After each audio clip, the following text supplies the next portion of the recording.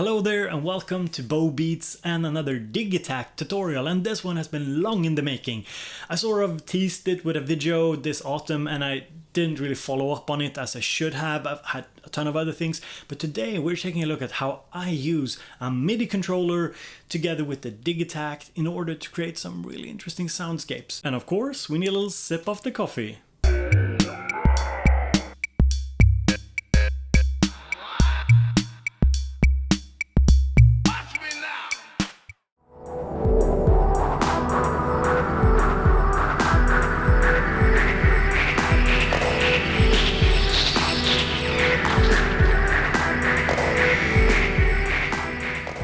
So in this video, I want to do a couple of things. Firstly, I want to talk you through how you can set it up, which CC numbers to look for, and give you a couple of different ideas of how to do it.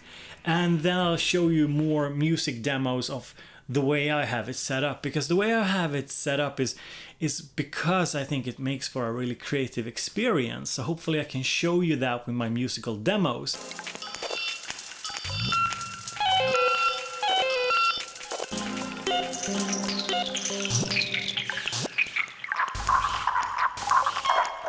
So on the Keylab Essential, I use the following setup for the knobs.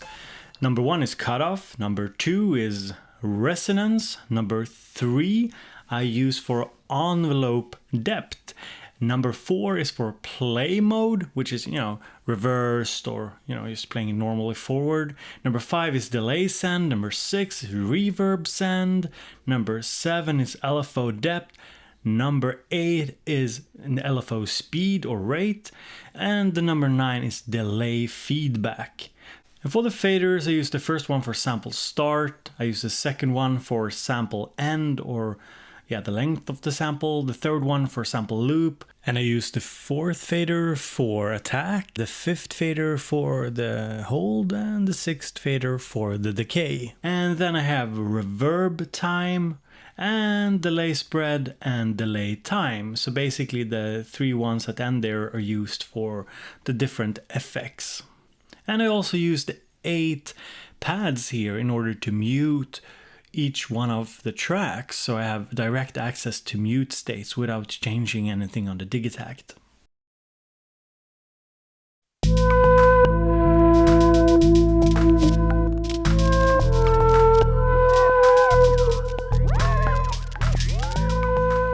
Going into this, I used 2 different philosophies. The first I tried out was simply using the controller to control an individual track on the Digitakt, basically extending the controls that are already there. But after some experimenting, I realized that there was a much more exciting way to do it. So I set up each track on the Digitakt to correspond to 1 or 2 different MIDI tracks. So I basically had 4 tracks running on MIDI track number 1 or MIDI channel number 1, and then I had 4 tracks on the Digitakt running on MIDI channel number 2. This basically means I had 2 control groups. So whenever I switched to MIDI channel number 1 on the MIDI keyboard, I could control all the parameters that I mapped out for all the 4 tracks. And I switched to MIDI channel number 2, I could control that group of tracks. This made it so that I wasn't really that focused on individual samples, rather on the soundscapes that I could create using multiple samples. And in this video, all the sounds you're hearing is basically using the same samples, just heavily tweaked.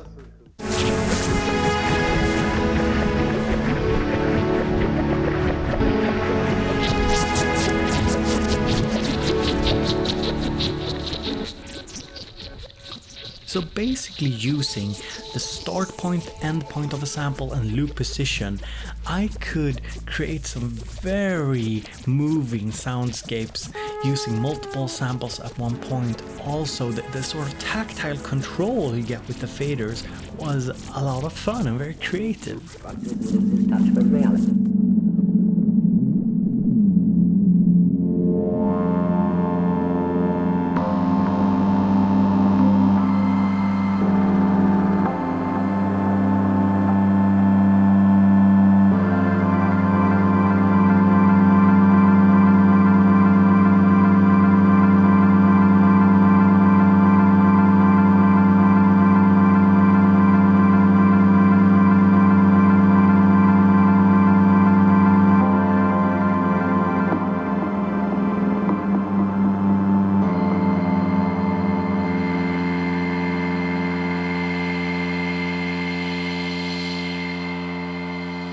Now, in order to create this sort of infinite evolving sound, the first thing you do is you decide how many tracks do I want to control using one MIDI channel.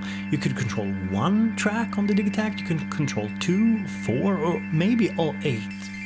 Next, when you've set that up, is that you go into each individual track and you set up the LFO to affect, say, pitch or sample slot.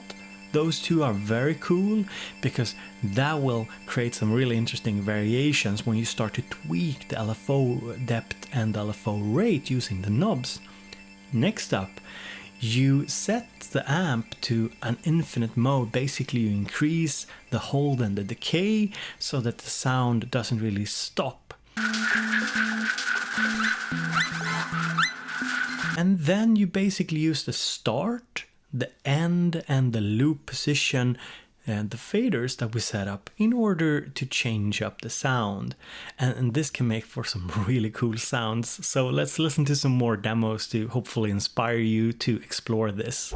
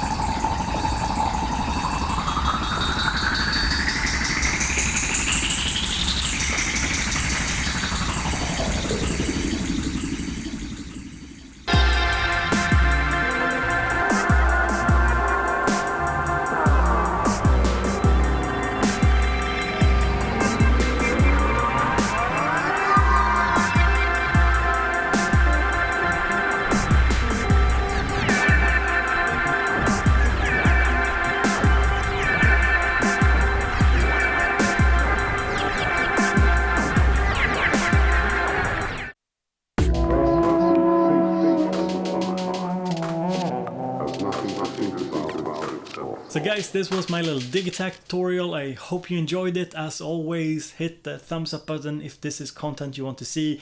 And yeah, consider subscribing. And if you want to, you can become a monthly donator over on Patreon. The link is in the description. You also gain access to the simplysynth.com forum, which is a Patreon forum. So I hope some of you will consider doing that. And thank you so much for being here and watching. Have a great day.